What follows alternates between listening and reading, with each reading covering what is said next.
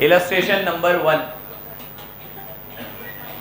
PQR limited ने एक loan लिया 120 लाख का, 120 लाख का लोन लिया। बेटा बता देना कृति को, वीडियो 2 है और पहले कल की डाले।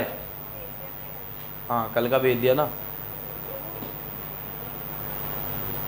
इट वॉज यूटिलाइज, 120 लाख का लोन है और वो कुछ ऐसे यूटिलाइज हुआ है। एक शेड बनाया 50 लाख का, एक मशीन खरीदी 40 लाख की, एक वर्किंग कैपिटल में यूज किया 20 लाख। काट दो इसे, वर्किंग कैपिटल कोई क्वालिफाइंग एसेट, इसको कैपिटलाइज नहीं करेंगे।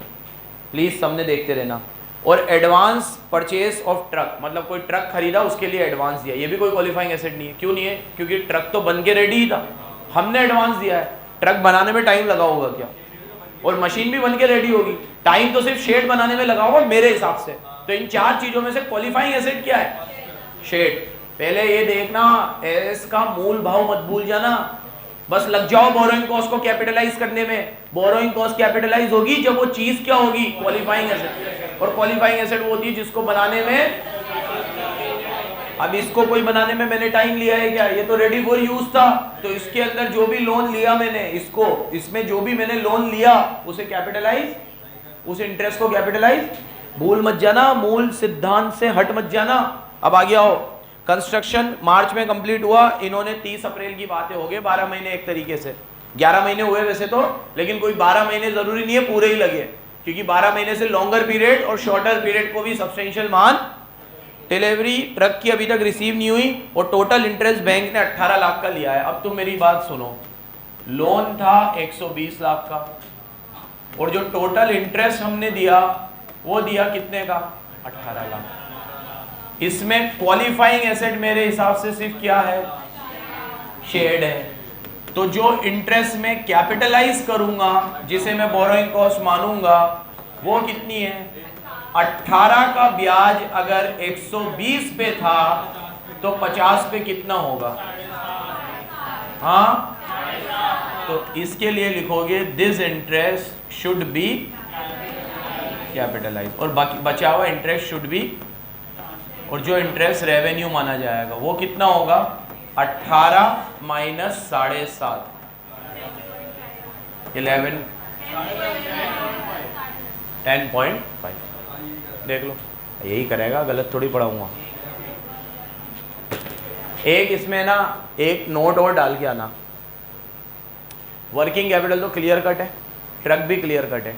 मशीन के लिए नोट डाल के आना कि अगर मशीन को सब्सटेंशियल पीरियड ऑफ टाइम लग रहा है परचेज करने के बाद रेडी फॉर यूज में, तो उसे भी कैपिटलाइज कर सकते हैं। ये नोट डालना तुम सेफ असाइड। होता है बेटा, कई सारी मशीनें ऐसी होती है जो रॉ फॉर्म में आती है, जिसका तुम्हें, जैसे तूने ये शेड बनाया है तो ये शेड तूने मशीन के ही लिए बनाया होगा, तो जब तक ये शेड नहीं बनेगा मशीन भी काम में नहीं आएगी, पड़ी रहेगी। तो क्या काम की वो मशीन? शेड तो बना ही नहीं है। अब अगर वो मशीन उस शेड में ही काम में आ रही है तो मशीन को भी कैपिटलाइज करेंगे, मतलब मशीन के इंटरेस्ट को भी।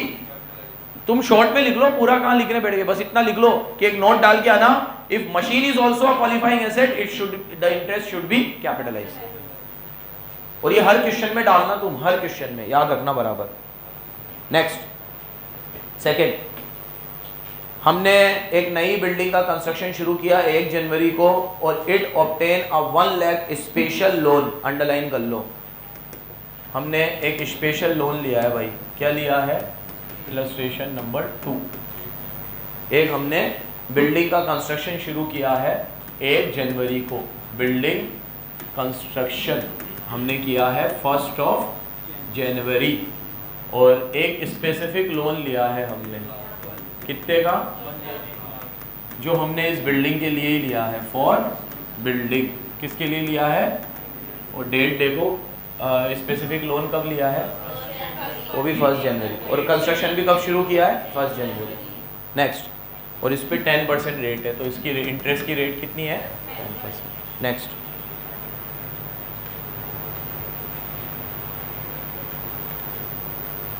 और 2 हमने जनरल लोन भी लिए, नॉन स्पेसिफिक लोन मतलब जनरल लोन, तो 2 जनरल लोन भी लिए हैं हमने, जनरल लोन। कितने कितने? एक 5 लाख, कितने परसेंट इंटरेस्ट है? 11%, 13%, कितने का? 9 लाख का। फिर आपको बोला है कि हमने कुछ खर्चे किए हैं और वो खर्चे कुछ इस प्रकार है। 2 लाख का खर्चा, 2.5 लाख का खर्चा, 4.5 लाख का खर्चा, 1.20 का खर्चा। देखो ये खर्चे सारे हमने एक डेट पे नहीं किए हैं। कब कब किए हैं? एक खर्चा तो हमने 1 जनवरी को ही कर लिया। कब कर लिया? फिर हमने अप्रैल में किया, फिर हमने 1 जुलाई को किया, फिर हमने दिसंबर को किया। ठीक है, तब मैंने आपको बताई थी प्रोपोर्शनेट करने वाली बात। नेक्स्ट, बिल्डिंग कंप्लीट हुई दिसंबर में, मतलब 12 महीने लग गए। 1 जनवरी में शुरू हुई थी, दिसंबर में कंप्लीट हो गए ना पूरे 12 महीने। तो मैं इस बिल्डिंग को क्या मान सकता हूँ? क्वालिफाइंग। तो आंसर की शुरुआत ही ऐसे करना, building will be treated as qualifying asset because it takes substantial period of time which is 12 month. Now you have to prescribe AS 16 के हिसाब से बताना है कि कितना इंटरेस्ट आपको कैपिटलाइज करना है और कितना आपको बोरिंग P&L में ले जाना है। करें अपन इसको, सामने देखो, आराम से चलना। यहाँ से मेरा आंसर शुरू हो रहा है, ये मैंने बस ऐसे ही समरी लिखी है। स्टेप 1, पहले मैंने आपको कहा था आप निकालोगे कैपिटलाइजेशन रेट। क्या निकालोगे? जिसे हम वेटेड एवरेज रेट भी बोल सकते हैं। सामने देखो, 5 लाख इंटू 11%, 55,000, और 9 लाख इंटू 13%, 1,17,000। ठीक है, अब हम निकालेंगे WACC। टोटल का टोटल करना, इन दोनों का टोटल इंटू 100, 12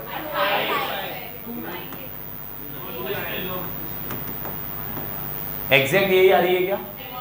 5 के बाद भी कुछ, फिर तुम 9 ले लेना, 12.29 ले लेना। ठीक है, अब स्टेप 2, आपके जो खर्चे हो रहे हैं ना, वो खर्चे आपके प्रोपोर्शनेट महीनों में एक बार में नहीं हो रहे, एक बार में होते भी नहीं है खर्चे। बिल्डिंग में तो कभी हो ही नहीं सकता ऐसा कि पूरे 12 लाख एक बार में लग जाए। बिल्डिंग में तो टुकड़ों में ही लगता है पैसा। तो मैंने कल आपको क्या कहा, अगर टुकड़ों में लगेगा तो आपको उसको प्रोडक्ट मेथड से प्रोपोर्शनेट करने हैं। सामने देखो, पहला खर्चा लगा आपका 2 लाख का, मैं इसको नाम देता हूं प्रोपोर्शनेट एक्सपेंडिचर। ठीक है, कौन से? Proportionate expenditure. कितना खर्चा हुआ है? 2 लाख का। मैंने कल इसका बहुत अच्छे से लॉजिक बताया था आपको कि ये प्रोपोर्शनेट क्यों कर रहा हूँ। आप सबसे मैंने ये भी पूछा था कि ये रेट कौन सी रेट है? Per annum. ये भी कौन सी है? तो ये भी कौन सी आई है? तो रेट पूरे साल की है। तो जब खर्चा पूरे साल नहीं हुआ तो रेट पूरे साल पे लग सकती है क्या? नहीं लग सकती। खर्चा जैसे हुआ है रेट भी वैसे ही लगेगी। तो हमने रेट को तो साल की रहने दिया, खर्चे को प्रोपोर्शनेट कर लिया। ये बराबर याद रखना, रटना मत। 2 लाख का खर्चा कब हुआ है? 1 जनवरी को, और दिसंबर में, तो जनवरी से दिसंबर कितने होंगे? 12 महीने। ये तो पूरा कितना आ जाएगा? फिर अगला खर्चा कितना है? बोलो यार, जल्दी बोलो। हाँ, 2.5 लाख। कब हुआ है? अप्रैल में, तो 9/12, 187,500। फिर 4.5 लाख। ये कब हुआ है? जुलाई में, 6 महीने, 2.25। अगला 1.20 कब हुआ है? 1 दिसंबर के, एक ही कोई है तो ये तो 1 मंथ, 10,000। ठीक है, इन सबको टोटल करो, 6,22,000 स्टेप 2 का आंसर और स्टेप 1 का आंसर। Step 1, step 2। सामने देखो। हाँ बेटा खुशी, मेरी स्टेप 3 क्या होगी? अब थ्योरी पढ़ी है हमने, उसके बेसिस पे आंसर दे। मत देख बुक में, मत देख, यहाँ सामने देख।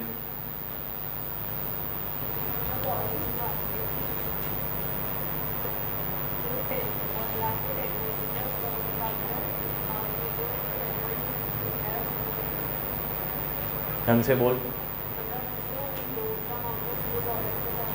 लोन का अमाउंट कौन सा वाला? ये स्पेसिफिक लोन का। हाँ, 10,000 आएगा। 10,000 रुपये क्या बोल रही है बेटा? 1 लाख पे पूरे तूने 10% लगाई, फिर 1 लाख पे यही रेट लगाएंगे, 1 लाख पे 10% लगाएंगे, 10,000 आ गया। अब तू बोल विधि।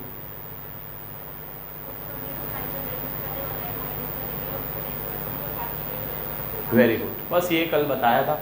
आपको क्या करना है, ये जो एक्सपेंडिचर है कितना हुआ है वो 6,22,000। इसमें देखना है कि स्पेसिफिक लोन कितना है, ये कल बताई थी, बस ऐसी की ऐसी फॉलो करनी है आपको हर क्वेश्चन में। कल जो बताया था ना इसमें सब कुछ ही आ गया, स्पेसिफिक लोन और जनरल लोन। स्पेसिफिक लोन कितना है 1 लाख, तो उस पर कितना लगाओगे। अब 6 में से 1 लाख स्पेसिफिक है, 5/22,500 पे जनरल रेट। जनरल रेट कितनी है 12.285, ये आएगा 10,000, कितना 64,189। अब total interest which has to be capitalized 74,189 is your answer. अब कोई आपसे ये पूछे what is the cost of building, यहाँ देखो तो कॉस्ट ऑफ बिल्डिंग भी बता दो उसे। यहाँ देखो आपको बिल्डिंग बनाने में लगे 2 लाख, 2.5 लाख, 4.5 लाख, 1 बीस। इसको प्रोपोर्शन मत कर देना, खर्चा तो पूरा ही हुआ है ना। वो तो हमने इंटरेस्ट निकालने के लिए प्रोपोर्शनेट किया, खर्चा तो पूरा हुआ है ना। 2.5 और 2 4.5, 4.5 और 4.5 9, 9 और 1 20, 10 70, तो टोटल कितने लगे, और उसमें 10 20 और add interest to be capitalize, वो कितना है, तो gross cost of building, gross cost of building या टोटल कॉस्ट भी बोल सकता हूं 1094,180। फाइनल आंसर देख लो, इसका फोटो भी ले लो। ये मैक्सिमम क्वेश्चन है जो आपको आ सकता है कैलकुलेशन बेस्ड, इसमें सारी कैलकुलेशन है। आ गया, यही स्टेप फॉलो करनी है आपको। क्या हो गया, वीडियो बना रहा है क्या?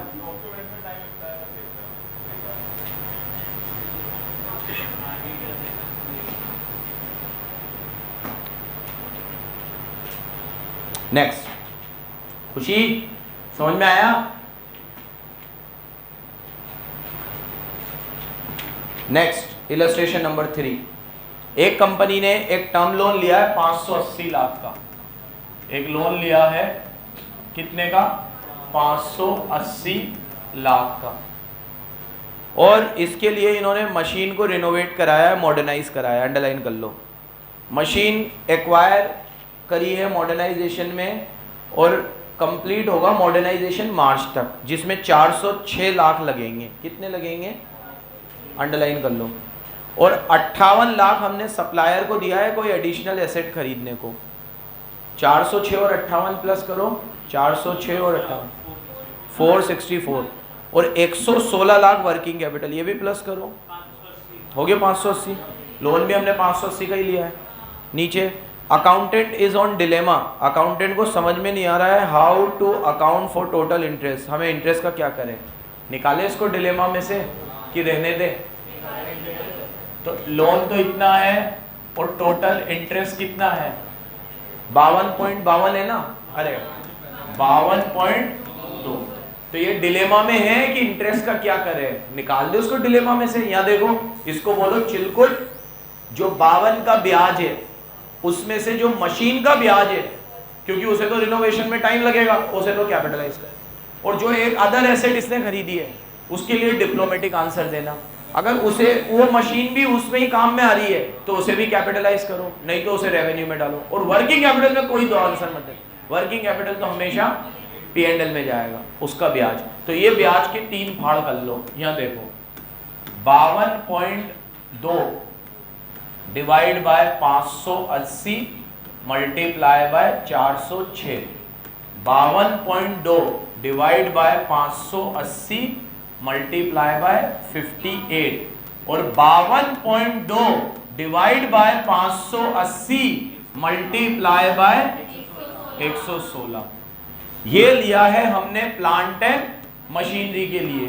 ये लिया है हमने एडिशनल एसेट के लिए, और ये लिया है हमने it will be charge to, बोलो, इट विल बी कैपिटलाइज, ये क्या होगा, एज बोरोइंग, और इट विल बी कैपिटलाइज और charge to depend on the nature of asset. अगर ये क्वालिफाइंग एसेट है तो कैपिटलाइज, नहीं तो टी एंड एल। ये तो क्वालिफाइंग,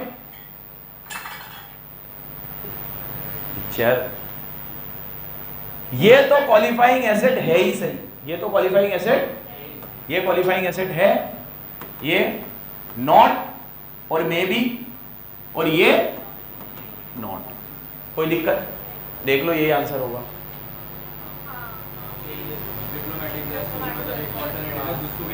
किसको नहीं मान रहा? ऑल्टरनेटिव में इसको भी नहीं मान रहा? अच्छा, लास्ट में बोला ऐसा ऐसा, हाँ इसको क्वालिफाइंग माना है, एडिशनल को भी माना है, उसको नहीं माना है, और ऑल्टरनेटिव में बोला है it is assume that in above modernisation regarding alternative plan additional, हाँ ठीक है, मतलब इसे ऑल्टरनेटिव में दोनों बातें लिखी है, उसके लिए मत लिख देना ऑल्टरनेटिव में कुछ भी, वो तो हमेशा ही नॉट क्वालिफाइंग है। ये क्वालिफाइंग है, इसके लिए भी मुझे जरूरत नहीं थी लिखने की, क्योंकि उसने बोला था मार्च तक होगा उसका रिनोवेशन कंप्लीट। देखो ऐसी कोई लाइन लिखी हुई थी शायद, चालू होने का नहीं बताया, लोन कब लिया है ये भी नहीं बताया, हाँ तो फिर इसलिए उसने डिप्लोमेटिक आंसर दिया।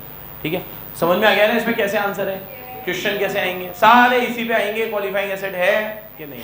एक्सचेंज डिफरेंस का एक भी क्वेश्चन नहीं आया, कल एग्जांपल कराया था वही क्वेश्चन आएगा, कल जो एग्जांपल कराया ना एक्सचेंज डिफरेंस का वही क्वेश्चन आएगा कि अगर मैं फॉरेन करेंसी में लोन लूँ या इंडियन करेंसी में लोन लूँ तो वो डिफरेंस वाला अमाउंट कहाँ जाएगा, बोरोइंग कॉस्ट में, और जो बचा हुआ अमाउंट है वो नेक्स्ट। टेक लिमिटेड ने 30 लाख रुपए बोरो करे हैं और स्टेट बैंक ऑफ इंडिया से, और फाइनेंशियल ईयर में borrowing are used to invest in shares of give limited. अच्छा, 30 लाख रुपए बोरो करे हैं और उससे शेयर खरीदे हैं गिव लिमिटेड के, टेक लिमिटेड ने शेयर खरीदे गिव लिमिटेड के, वाओ, और गिव लिमिटेड इसकी सब्सिडी है, और वो एक प्रोजेक्ट में लगाएगी जो 50 लाख का है। Since the project was not completed, project अभी कंप्लीट नहीं हुआ है, तो director of tech limited resolve to capitalise the, ओहो ये कौन सा दिमाग लगा रहे हैं, कुछ भी। यहां देखो, मैंने लोन लिया, लोन पे ब्याज दिया, और मैंने वो लोन लेकर इस कंपनी में इन्वेस्ट कर दिया, तो इन्वेस्ट हो गया। अब ये ब्याज को इसकी कॉस्ट ऑफ इन्वेस्टमेंट में ऐड करे, ये कब हुआ, ये क्या हुआ, इन्वेस्टमेंट में कॉस्ट थोड़ी कैपिटलाइज होती है, क्वालिफाइंग एसेट में होती है, और शेयर्स क्वालिफाइंग एसेट नहीं होते, क्योंकि शेयर को बनने में substantial period of time, share जिस दिन खरीदते हो उसी दिन रेडी फॉर यूज। ये तो बिल्कुल बकवास कर रहे हैं डायरेक्टर। ठीक है, करो आंसर, क्या करोगे कि as per A16 borrowing cost capitalise होती है क्वालिफाइंग एसेट में, और शेयर्स खरीदना क्वालिफाइंग एसेट। पढ़ देता हूं मैं, इसमें AS13 का भी रेफरेंस दिया है। AS13 में जो हम कॉस्ट ऑफ इन्वेस्टमेंट लेते हैं उसमें भी हम ब्रोकरेज लेते हैं, कमीशन लेते हैं, लेकिन उसमें भी हम इंटरेस्ट तो AS13 में भी इंटरेस्ट नहीं लेते हैं, और 16 में भी। अच्छी बात है, इसने 13 का भी रेफरेंस दिया है। देखो, as per AS13 accounting for investment cost include brokerage fees फलाना।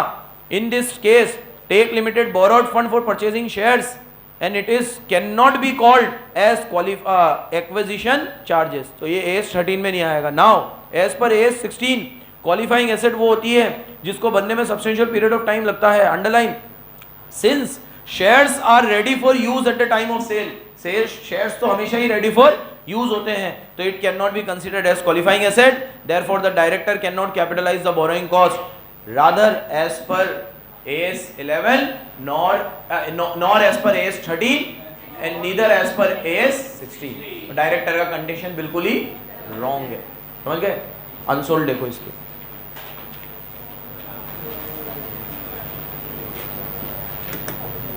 अनसोल्ड 6 से शुरू हो रहा है। पहला, व्हेन कैपिटलाइजेशन शुड सीज, ये तो डायरेक्ट क्वेश्चन है, कब सीज होता है। हाँ,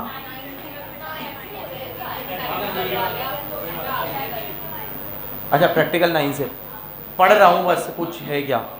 6 तो डायरेक्ट है। 7 एच लिमिटेड ने बोरोइंग कॉस्ट इंकट करी है क्वालिफाइंग एसेट के लिए, कंस्ट्रक्शन कंप्लीट वो हो गया, हावेवर डेकोरेशन वर्क अभी भी प्रोसेस में है और वो बाद में कंप्लीट होगा। अरे यार पता है, कभी बताया मैंने, डेकोरेशन वगैरह के लिए आपको बोरोइंग कॉस्ट कैपिटलाइज नहीं करना, जिस दिन वो रेडी फॉर यूज है तब तक का ही बोरोइंग कॉस्ट आएगा, उसके बाद का मतलब जैसे अगर बिल्डिंग मई में बन गई और सामने वाला कह रहा है इसको मुझे डेकोरेशन कराना है और डेकोरेशन में नवंबर लग गया, तो मई तक का इंटरेस्ट कैपिटलाइज होगा।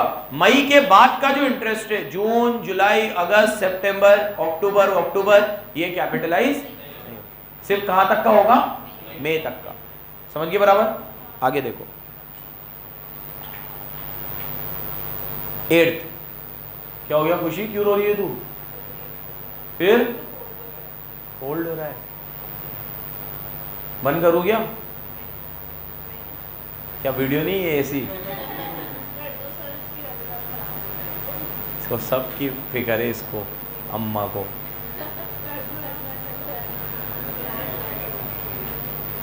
कर दो, करूं? नहीं सही है वो मना कर रही है कि नहीं रहने दो, विधि के साथ बैठी है ना वो। चलो, ABC limited is in the process of entertainment park construction. कोई एंटरटेनमेंट पार्क कंस्ट्रक्ट करना चाहते हैं। फॉर दिस पर्पस, इसके लिए it has taken loan from bank, इन्होंने एक बैंक से लोन लिया है, ठीक है।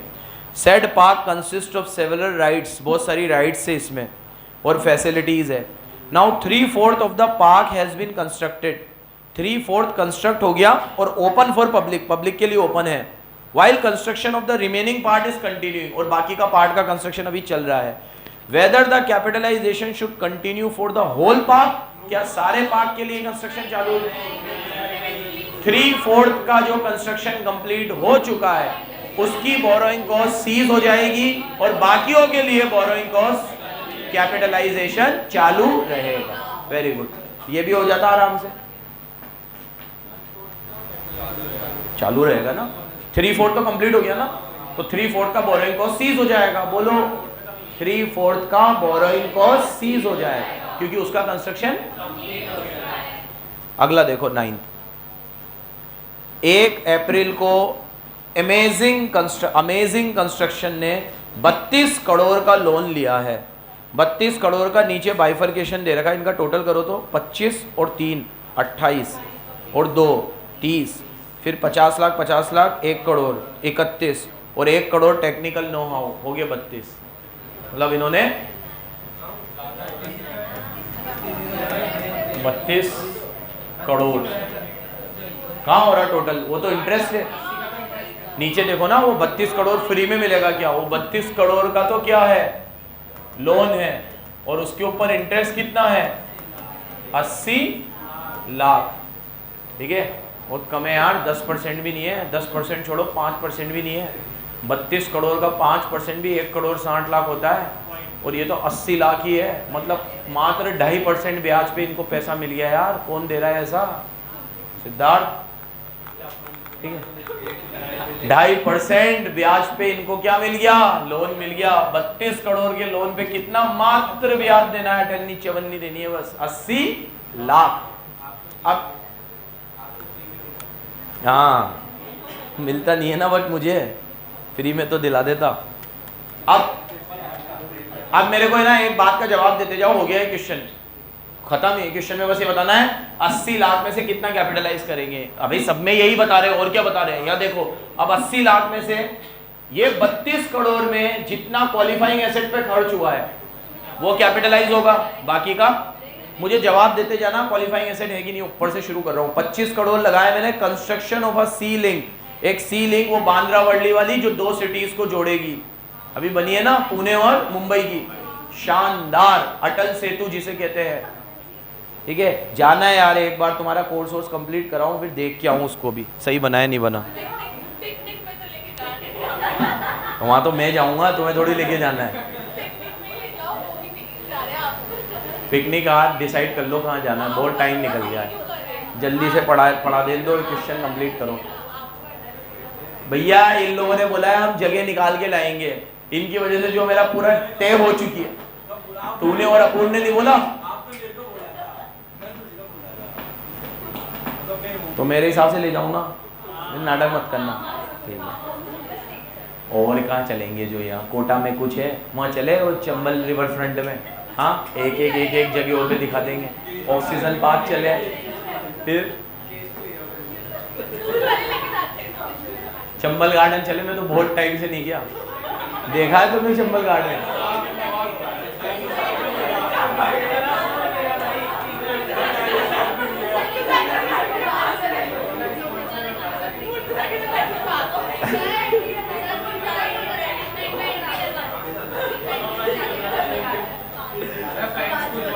देखो अब मेरी बात सुनो।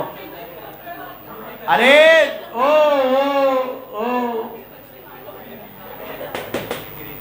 कर लो, टेस्ट भी देना है। कंस्ट्रक्शन ऑफ सीलिंग, एक सीलिंग बनाई है हमने जिसमें totally for a month during the year due to high, मतलब इसमें 1 महीने के लिए हमने रोका था क्योंकि वाटर लेवल हाई थे। उससे कोई फर्क, क्योंकि ये टेक्निकल एरर है, इसके लिए आप सस्पेंड नहीं करते। सब चीज़ बता रखी है बराबर, सब थ्योरी के बेस पे ही चलता है ये पूरा एएस का सिस्टम। 25 करोड़ लिख दो, क्वालिफाइंग एसेट है, क्यों है। आप जवाब देना जिससे पूछूं। Shubhi, purchase of equipment and machineries, अपन जैसे ही परचेज करेंगे वो परचेज करते ही रेडी फॉर यूज रहेगा। तू बोल गरिमा, वर्किंग कैपिटल, इसका इंटरेस्ट भी P&L में जाएगा, ये भी क्वालिफाइंग एसेट नहीं है। प्रथा, परचेज ऑफ व्हीकल, ये भी नहीं है। Tools, Rohit, technical know how पे 1 करोड़ खर्च किया है।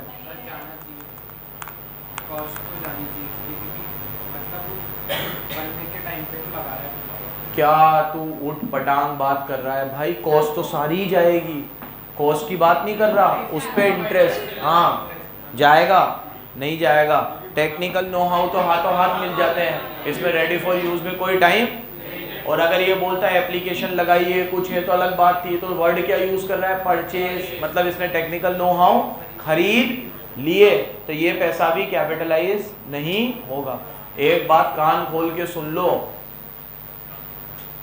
बेटा, इधर देख, ये जितनी भी कॉस्ट है ना 25 करोड़ 2 करोड़ 1 करोड़, इनकी बात नहीं कर रहा हूं मैं। ये तो पूरा कैपिटलाइज होगा ही होगा एज पर एस स्टैंड, क्योंकि एक पैसा तो बनाने में लगा है, बनाने में लगा है, उसका एस नहीं है, इस एस का नाम है बोरोइंग कॉस्ट। हम बात कर रहे हैं 80 लाख की, 32 करोड़ की बात नहीं कर रहे। 32 करोड़ तो पूरा कैपिटलाइज होगा, इसमें तो कोई इफ बट दीर्घ लघु शंका क्वेश्चन मार्क नहीं होना चाहिए। 32 करोड़ तो पूरा ही क्या होगा, क्योंकि वो तो एसेट खरीदने में दिया है पैसा। अब बात हो रही है 80 लाख की। अब ये 80 लाख का जो ब्याज दिया है आपने, ये कितने पे दिया है? 32 पे। और इन सब में क्वालिफाइंग एसेट सिर्फ एक है 25, तो इनटू बस ये कैपिटलाइज होगा और बाकी का चार्ज टू रेवेन्यू। और P&L में कितना जाएगा? 80 में से ये हटा देना 17। बस खत्म। आगे देखो, रेनबो 10 हो गया, बस छोड़ रहा हूँ भाई। ये यार ये क्वेश्चन क्या 1-2 रह जाएंगे ना, इनके भरोसे नहीं छोड़ सकता मैं, ये भगवान भरोसे छोड़ देंगे फिर। 10 देखो, अरे हाँ लूंगा भाई लूंगा, डाउट भी लूंगा, करा ले। सॉरी बेटा, सॉरी यार, अब से कभी ऐसा नहीं करूँगा, पहले डाउट ले ही लूँगा। सॉरी पढ़ लेते अपन।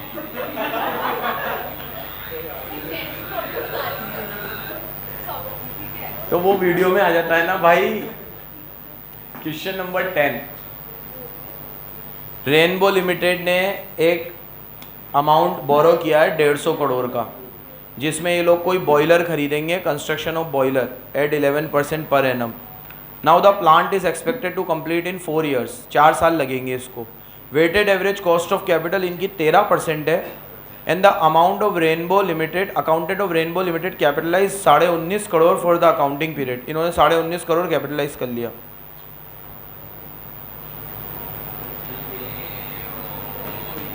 Next, due to surplus fund of 150 crore, income of 3.5 crore were earn, ठीक है, एंड क्रेडिटेड टू P&L। नहीं, गलत है। पहले एक बार 150 करोड़ का 13% निकालो, 19.5 आ रहा है। तो सुनो, इसने क्या करा, 19.5 पूरे बोरोइंग कॉस्ट को कैपिटलाइज कर लिया, ठीक है। तो पीछे से मेरे को बताएगी इंजिला, इसका लोन था 150 करोड़ का, बेटा सुन ले प्लीज मेरी बात, 150 करोड़ का लोन था, इस पे इनने ब्याज दिया है 13% का, तो 150 का 13% एक कितना होता है 19.5। इसने क्या किया बेटा 19.5 करोड़ कैपिटलाइज कर दिए पूरे, और इसको इन्वेस्टमेंट से इनकम भी आई थी 3.5 करोड़ की, वो इसने P&L में डाल दी, ये इसने कैपिटलाइज कर दिया, ये इसने P&L में डाल दिया। आपको कमेंट करना है डायरेक्टर ने सही किया कि गलत किया। अच्छा एक बात बताऊं मैं आपको, कई बार ऐसे भी क्वेश्चन आते हैं जिसमें डायरेक्टर ने सही किया होता है, हर बार गलत ही नहीं होता, अपन तो यही सोच के चलते इसने गलत ही किया होगा। कई बार ऐसा भी क्वेश्चन आता है जिसमें सही किया होता है उसने, और हम ये सोचते हैं ये सही कैसे कर सकता है, तो इसने तो कुछ गलती की होगी, तो हम उसमें ये लिख के आते हैं इसने ये गलत किया, और बाद में आंसर होता है कि नहीं उसने सही किया है। बोलो इंजिला सही किया गलत किया? तो क्वालिफाइंग एसेट तो पूरा बॉयलर प्लांट ही है ना, वही तो है 150 करोड़ का, 4 साल लगेंगे उसमें, और 150 का ही लोन है।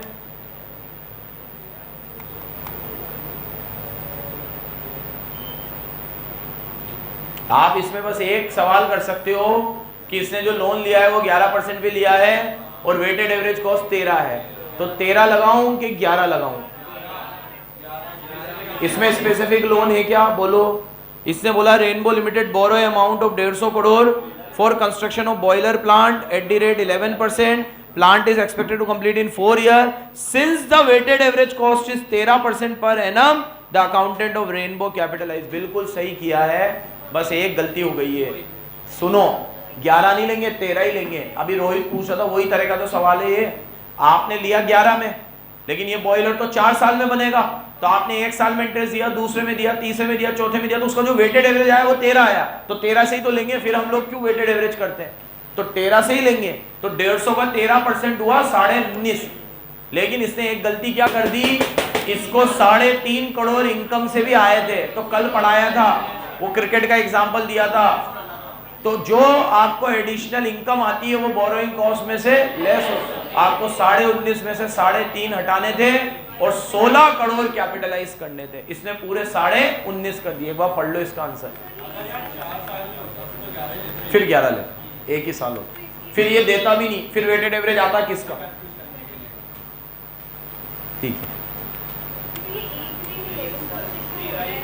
ये ऐसा होता है बेटा कि आजकल जब अपन लोन लेने जाते हैं ना तो एक रेट चलती है, लेकिन वो रेट आरबीआई के रेपो रेट और रिवर्स रेपो रेट के हिसाब से बार बार चेंज होती रहती है। तो जब तूने लोन उठाया ना तब 11 थी, लेकिन 4 साल तक जब तू ब्याज भरती रही तो वो 11 का एवरेज बन के 13 हो गई। और ऐसा ही होता है, तू किसी से भी कभी लोन लेने जाएगी ना तो तू देखा कर वो लोन किस रेट पे उठाता है, लेकिन जब उसका लोन कंप्लीट होता है उसके बाद जब वो कैलकुलेट करता है तो वो रेट होती ही नहीं है जिस पे उसने उठाया था, ज़्यादा लगती रहती है, क्योंकि आजकल सब लोग फ्लेक्सी लोन उठाते हैं, फिक्स लोन नहीं उठाते। फिक्स लोन उठाते तो फिर 11 ही लगती,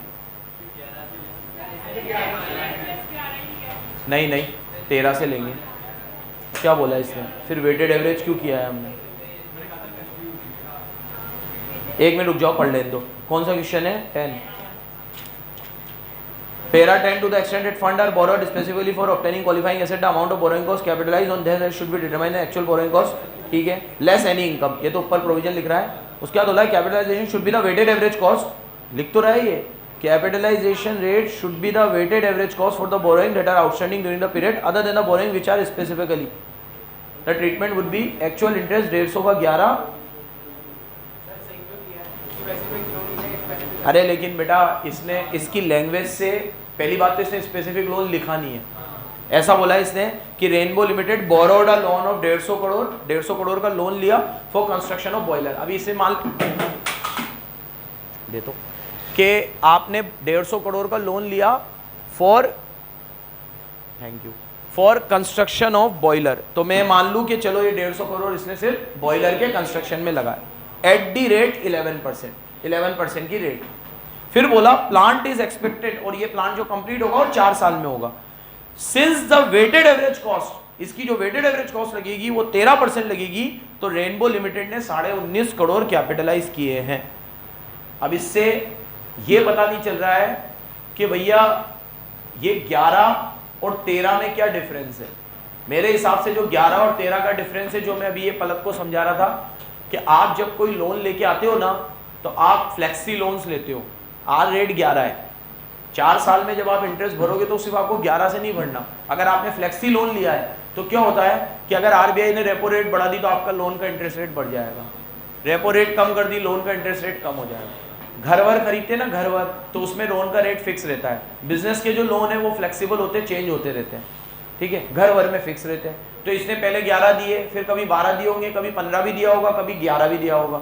इस हिसाब से इसका जो वेटेड एवरेज आया है वो 13 आया है। तो अकाउंटेंट ने 13% के हिसाब से इंटरेस्ट ले लिया, दिया तो इसने 13 ही है क्योंकि वेटेड एवरेज 13 आया है। जैसे आज तूने किसी साल में 5 लाख रुपए कमाए, लेकिन किसी साल में तूने 15 लाख भी कमाए और किसी साल में तूने 10 लाख भी कमाए। अब तुझसे कोई एवरेज पूछे कि तूने कितने कमाए, तो तू तीनों को प्लस करेगा, 20 और 30, और 3 साल में तूने एवरेज कितना कमाया है। तो जब मैं 10 × 3 करूंगा तो एग्जैक्ट कितना आ जाएगा। लेकिन अगर मैं उसको 15 ही उठा लूं कि हाईएस्ट तो तूने 15 कमाए थे, तो फिर 3 साल में तेरी इनकम तो 45 हो गई, जबकि वो तो गलत है। और अगर मैं लोएस्ट पकड़ लूं कि तूने 5 लाख ही कमाए हैं, तो 3 साल में तेरे 15 ही होंगे, वो भी गलत है। एवरेज ज्यादा अच्छा एस्टिमेट है किसी भी चीज का, इसलिए मेरे हिसाब से तो वेटेड एवरेज ही लेनी चाहिए थी। बट स्टिल मैं इसको और थोड़ा कल बताऊंगा तुम्हें देख के इसने क्या तर्क इसमें लगाया होगा मेरे हिसाब से, क्योंकि इसने पैराग्राफ में तो बिल्कुल सही लिखा है। तुम पैराग्राफ पढ़ो, उसमें तो उसने बिल्कुल सही लिखा है कि वेटेड एवरेज कॉस्ट लेनी चाहिए, स्पेसिफिक लोन हो तो नहीं लेनी चाहिए, ठीक है। अब या तो इसने ये माना है कि क्योंकि ये स्पेसिफिक लोन है तो 11 ही ले लो, लेकिन आपने अगर स्पेसिफिक लोन मान के 11 लिया है तो फिर आपने हर साल 11 ही दिया होगा, और हर साल 11 देते तो उसका एवरेज भी 11 ही आता, फिर उसका एवरेज 13 कैसे आता। स्पेसिफिक लोन में अगर आप 11% लोन दे रहे हो तो हर साल 11 ही दोगे, तो एवरेज भी 11 ही आता, लेकिन एवरेज 13 कैसे आ सकता है। तो या तो इसका ये मतलब हुआ कि आपने 13 सिर्फ ऐसे ही दिया है क्वेश्चन में परेशान करने, तो ये चीज प्रैक्टिकल सिचुएशन से मैच नहीं कर रही है। आप सुन रहे हो क्या कह रहा हूं मैं। अगर आप हर साल 11-11 दोगे ना तो 4 साल का एवरेज भी 11 ही आएगा, और आप 11, 12, 13, 14 ऐसे दोगे तो फिर एवरेज कुछ भी आ सकता है। तो इसका एवरेज 13 आया है, इसका मतलब इसने हर साल ब्याज अलग अलग रेट से दिया है, और अलग अलग रेट से ब्याज तभी दिया जाता है, आप सर्च कर लेना, जब आप फ्लेक्सी लोन लेते हो। आज की तारीख में हर बिजनेसमैन फ्लेक्सिबल लोन लेता है, क्योंकि उसको पता है आरबीआई रेपो रेट बार बार में चेंज करता है, तो उससे उनको फायदा भी हो सकता है और थोड़ा बहुत नुकसान भी हो सकता है। लेकिन ज्यादा अच्छा है कि हमें फ्लेक्सी लोन लेने चाहिए, क्योंकि इन्फ्लेशन का इफेक्ट भी उसमें आता है। और अगर इकोनॉमी जैसे अभी ठंडा चल रहा है मार्केट, तो जब मार्केट ठंडा जाता है रेटें कम भी होती है, मार्केट ऊपर जाता है तो रेटें बढ़ती भी है। तो हमें चाहिए कि हमें रेट मार्केट के हिसाब से देनी पड़े, एक जैसी रेट ना देनी पड़े, तो वो फिक्स रेट पे लोन नहीं लेते। तो इसने फ्लेक्सी लिया होगा तभी 13 आया है, नहीं तो 13 आ ही नहीं सकता। 11 का लोन है तो 11 ही आएगा, ठीक है। तो अब इसने या तो फिर 13 ऐसे ही दे दिया है, और इसने माना है लोन स्पेसिफिक ही है तो 11 ही लिया है।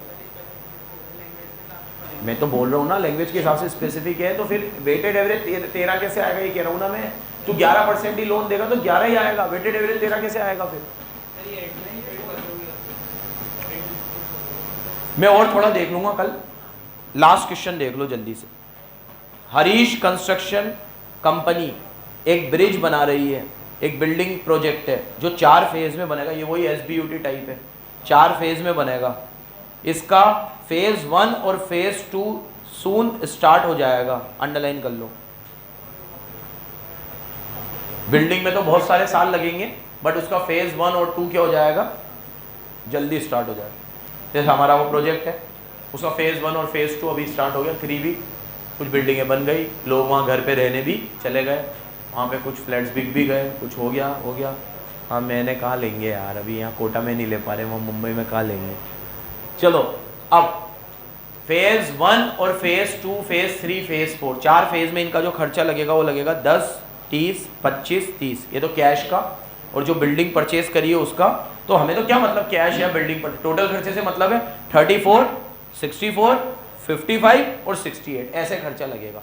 और जो टोटल खर्चा होगा एक बार जोड़ो तो 221 हो रहा है, 34, 64, 98 और 55 153, और 153 और 168 221 हो रहे 221।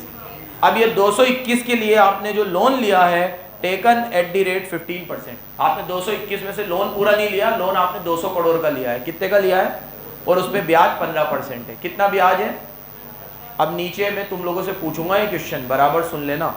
During the mid of the current year, current year के मिड में फेज 1 और फेज 2 ऑपरेशनल हो गए। चालू हो गए, मतलब मिड में, मिड ये मान लूँ मैं 6 महीने बाद, 12 साल है तो 6 महीने बाद। और find out the total amount to capitalise कितना होगा और एक्सपेंस कितना होगा। अब 2 मिनट तुम मेरी तरफ देखो, ये है ना बहुत शानदार क्वेश्चन है, बहुत ही शानदार, इसमें बहुत बढ़िया थ्योरी का पॉइंट लगेगा, बहुत बढ़िया। सामने देख लो तुम, इसने कहा था कि फेज 1 और 2 ऑपरेशनल है और ये इसी साल चालू हो जाएंगे, और इसके लिए कुछ भी नहीं बोला, और बोला सेवरल इयर्स लगेंगे। क्या लगेंगे? मैंने आपको एक टॉपिक पढ़ाया था जिसका नाम था कमेंसमेंट ऑफ बोरोइंग कॉस्ट, और इसमें मैंने बताई थी तुम्हें 3 कंडीशन।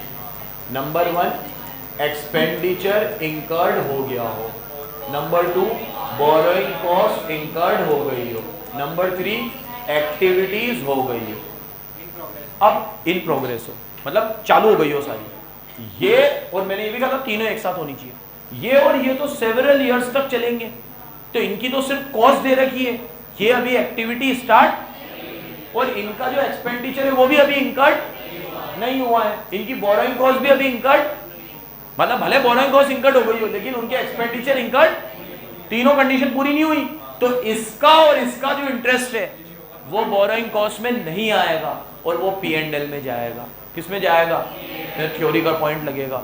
सुनो, अभी मैंने आपको कहा कि हमारा प्रोजेक्ट इनिशियली 8 साल का था और अब तो 12 साल तो उसको ऑलरेडी हो गए चालू हुए हुए, अब और कितना चलेगा पता नहीं, बड़े बड़े प्रोजेक्ट है अटक जाते हैं। बताया मैंने तुम्हें अभी पॉलिटिकल चेंजेस की वजह से। इसके सामने देखो, अब उसमें 7 बिल्डिंगें बननी है, 3 बन गई, 1 का काम चालू है, चौथी, अब 5वीं 6ठी 7वीं तो अभी कुछ हुआ ही नहीं है, तो लोन तो उसका भी मान लो ले रखा है, लोन नहीं लेते लेकिन अभी मान लो वो अगर फाइनेंस वाला प्रोजेक्ट होता, लोन ले रखा होता, तो उस पे जो ब्याज देना है उसे आपको कैपिटलाइज, क्योंकि उसमें तीनों कंडीशन पूरी। पहली कंडीशन है expenditure should have been incurred, तो वो 5, 6, 7 वाली बिल्डिंग तो अभी शुरू ही नहीं हुई, एक्सपेंडिचर कहां से इंकर्ड होंगे? एक्टिविटीज सारी हो गई हो और borrowing cost incurred, borrowing cost incurred हो गई है क्योंकि लोन ले लिया है पूरा एक साथ, लेकिन अभी तक एक्टिविटी स्टार्ट, एक्सपेंडिचर इंकर्ड, तो इसका और इसका जो एक्सपेंडिचर है वो अभी इंकर्ड नहीं हुआ है क्योंकि उसने बोला है, तो ये वाला जो इंटरेस्ट है वो तो P&L में जाएगा, और ये वाला इंटरेस्ट कैपिटलाइज होगा, लेकिन कैपिटलाइज भी आधा होगा क्योंकि ये मिड ऑफ द ईयर में कंप्लीट हो गई। तो मैंने आपको कहा था अगर मिड ऑफ द ईयर में कंप्लीट हो जाए तो उतना ही इंटरेस्ट कैपिटलाइज होता है जितना वो एसेट रेडी फॉर यूज हो, बाद का इंटरेस्ट कैपिटलाइज। इसमें बहुत बढ़िया 2 कंसेप्ट कवर हुए हैं इसमें, एक मिड ऑफ द ईयर वाला और एक ये वाला। अब मेरे को तुम 2 मिनट बोर्ड पे देख लो, 200 का लोन है और ब्याज है 15%, 200 का 15% करो, बस 30 करोड़ होगा ना। ये 200 लाख है करोड़ है? अच्छा 200 लाख है ना ये, हाँ तो फिर 30 लाख। चलो यहाँ देखो, सामने देखो, अब 30 लाख का लोन है, 30 लाख का ब्याज आपने दिया है कितने पे? 200 पे। उसमें से फेज 1 और 2 का बताओ मुझे अमाउंट, 34 और 64, 34 और 64, 98, ठीक है। तो डिवाइड बाय 200 इंटू 98 कर लो,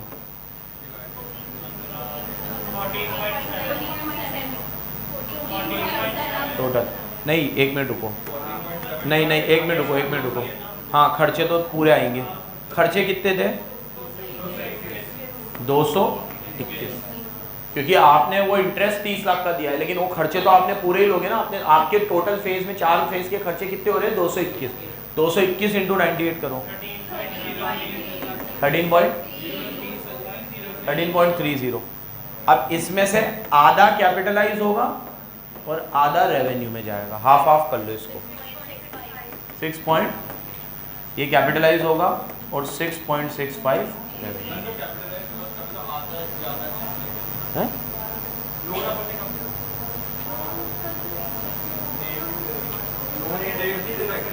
तो पूरे साल का ये इंटरेस्ट